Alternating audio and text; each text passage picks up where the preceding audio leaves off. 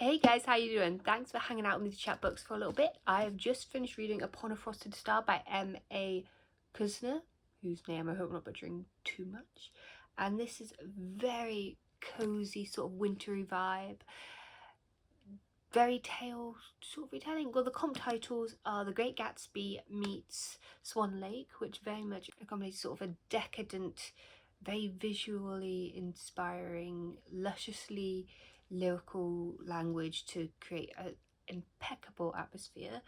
It's 1920s London and the manor just a little bit outside London, where every year, without any kind of explanation, there's these extravagant invitations to this luscious party in a very decadent theme, where it's sort of champagne pools and mazes that come down from the ceiling, and this ballerina who gives gorgeous performances and dances with real heart and feeling and just sort of very transportative.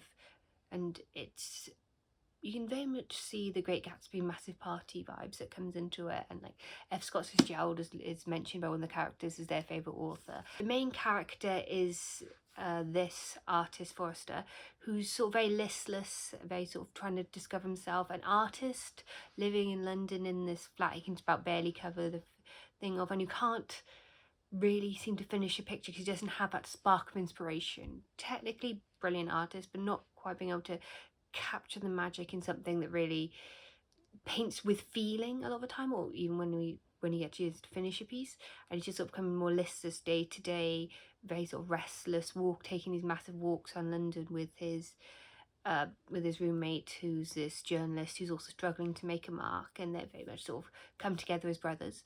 And then through these parties he becomes very much obsessed with the figure of the ballerina. They catches his eyes, suddenly his inspiration, and it's very much sort of she becomes the muse, but he doesn't know anything about this woman otherwise, and it's sort of a tale of this sort of obsession of artists and how they show the love and emotion and their soul through their artwork, either performance or through painting, which is tied in with magical fairy tale curses and all the ups and downs and sort of mysticalness of that, and comes together to create a gorgeous piece which is very atmospheric, very much with a bit of mystery of the curse coming as they try and discover these things, and you're piecing things together. I'm not giving any spoilers, but it is readable, but it has got some slower paces where it's sort of sitting in the moment, and of these artists who very much absorbed and don't always have the most everything happening every page. There are periods where it's very much obsessively waiting for something to happen, but very much recommend. In my heart of hearts I wanted a different ending, but it did work as an ending and it fit in with the author's vision. So it's a good book, especially if you love fairy tales or ballet, or sort of being in the mindset of an artist who kind of in a either completely unable to finish a piece to frenzy of painting and being completely inspired by their muse.